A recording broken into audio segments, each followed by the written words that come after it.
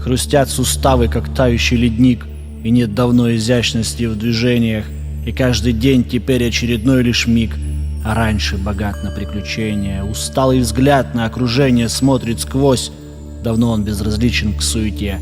Мелькнет азарт, но изредка и вскользь, когда измеришь юнца ты по себе. Тот слух, что был всегда и остр, и чуток, и жаждал ничего не упустить, теперь не принимает новых шуток, не видит он от смысла, будто нить.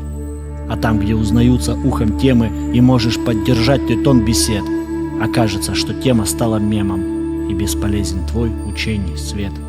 Ты ставишь все открытия под сомнение, твердишь, что было лучше, чем теперь, бескомпромиссно хаешь современное. О, как же тяжело себя терпеть, ведь там внутри, под глыбами презрения, под толщей сухости есть залежи добра. Но нет, увы, в наличии смирения к накопленным и прожитым годам.